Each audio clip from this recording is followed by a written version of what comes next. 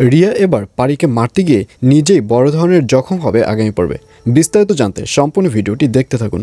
আসসালামু আলাইকুম প্রিয় দর্শক, সবার কি অবস্থা? হাজির হয়ে গেলাম দীপ্ত টিভির নিবেদিত দেনা পাওনা নাটকের 227তম পর্বে কী সব ঘটতে চলছে তার অগ্রিম খবর নিয়ে। অলরাইট, এই পর্বে আপনারা দেখতে পারবেন অফিসে বসে আরমানের কথা শুনে পারিকে দেখা যাবে সে ইরফান এবং রিয়াকে নিয়ে তার মনে একটা সন্দেহের সৃষ্টি হবে এবং পারি মনে মনে ভাববে যে সে যখন বাড়িতে যাবে তখন রিয়াদের বাড়ি থেকে একটা ঘোলা দিয়ে রিয়াকে একটু দেখে যাবে। আর অন্যদিকে অনেকক্ষণ পরে রিয়ার সেন্স ফিরবে এবং সেন্স ফিরে যখন চিৎকার করবে তখন ইরফান বলবে, কী ব্যাপার রিয়া, কী হয়েছে? আমি তো তোমার পাশে আছি। আর এই কথা শুনে রিয়া আরও বেশি চিৎকার করতে থাকবে। রিয়া বলবে, আমার কেন জানি মনে হচ্ছে যে তুমি অনেক দূরে কোথাও চলে যাবে।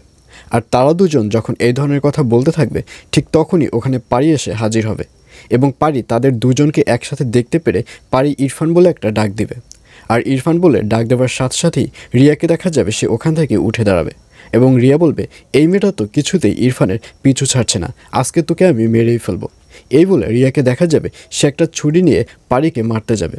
আর অন্যদিকে পারিও রিয়ার হাতে ছুরি দেখে অনেক বেশি ভয় পেয়ে যাবে এবং এক পর্যায়ে ভয় পেয়ে সে যখন সোফায় বসে পড়বে তখন রিয়া তাকে যখনই ছুরি দিয়ে আঘাত করতে যাবে ঠিক তখনই পারি রিয়াকে জোরে একটা ধাক্কা দিবে এবং সেই ধাক্কার সাথে সাথে রিয়া ফ্লোরে পড়ে সে আবারও সেন্সলেস হয়ে পড়বে এবং এক পর্যায়ে ইরফানকে দেখা যাবে সে পুরো অস্থির হয়ে যাবে এবং সে তাড়াতাড়ি রিয়াকে ওখান থেকে উঠিয়ে ডক্টরকে ফোন করবে, কারণ রিয়ার সেন্স কিছুতেই ফিরবে না। আর অন্যদিকে আরমানকে দেখা যাবে সে বাড়িতে যখন ডাইনিং টেবিলে খেতে বসবে তখন মিতু আরমানের মাকে বলবে, মা, আমাকে কি আপনি ক্ষমা করতে পেরেছেন?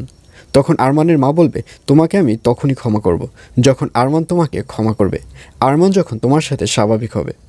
আর এই কথা শুনে মিতু বলবে, আরমান তো অনেক আগেই আমার সাথে স্বাভাবিক হয়ে গেছে, এখন শুধু আপনার স্বাভাবিক হলেই হয়। তখন আরমানকে দেখা যাবে সে হাসতে থাকবে। আরমান বলবে, কে বলছে আমি তোমার সাথে স্বাভাবিক হয়েছি?